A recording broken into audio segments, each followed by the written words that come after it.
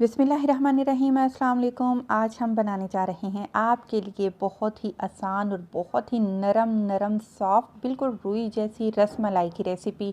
इससे ज़्यादा आसान और मज़ेदार रेसिपी आपको किसी और चीज़ से बनाना नहीं पड़ेगी। सिर्फ़ और सिर्फ हमें चाहिए होगा मिल्क पाउडर यानी कि खुश्क दूध।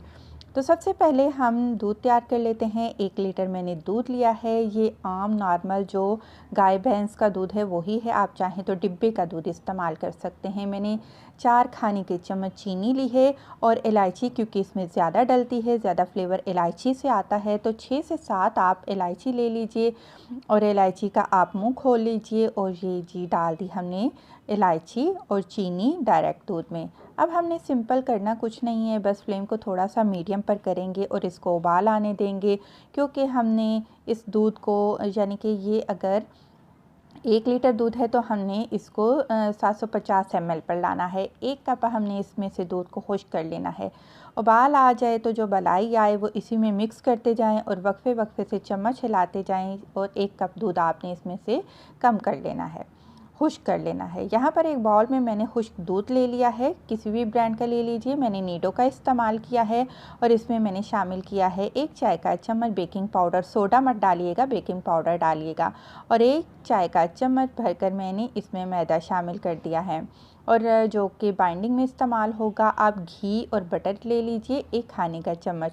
आप इन तमाम चीज़ों को अच्छे से मिक्स करेंगे।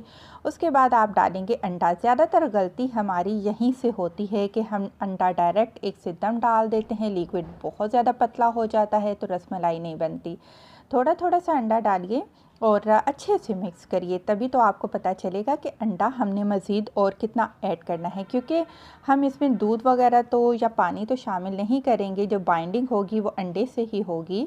तो मुझे जी आधा अंडा कम लग रहा था, यहाँ पर मैंने पूरा 1 अदद अंडा इसमें डाल दिया है और अच्छे से मिक्स करिएगा।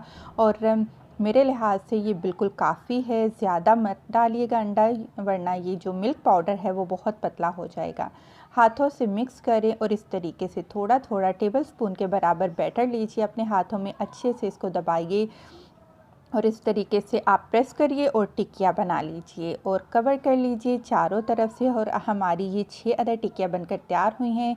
उबलते हुए दूध में हमने ये जो हमने रसमलाई की टिक्कियाँ बनाई थी वो हमने डाल दी हैं और ऊपर से ढककर मीडियम फ्लेम पर हम इसको 7 से 8 मिनट तक पकाएंगे। और ये देखिएगा कि कितनी ज़बरदस्त ये फूल कर ये हमारी रसमलाई बनकर तैयार हो चुकी है।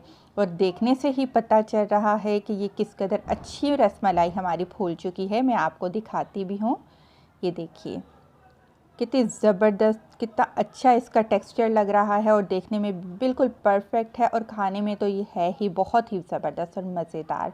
इसको डिश आउट करते हैं। गार्निशिंग के लिए आप बादाम, पिस्ता कुछ भी डाल सकते हैं। ठंडा करके सर्व करें। वीडियो पसंद आई है लाइक करें। खुश रहें, दुआ में याद रखें। अल्लाह हाफ़िज़।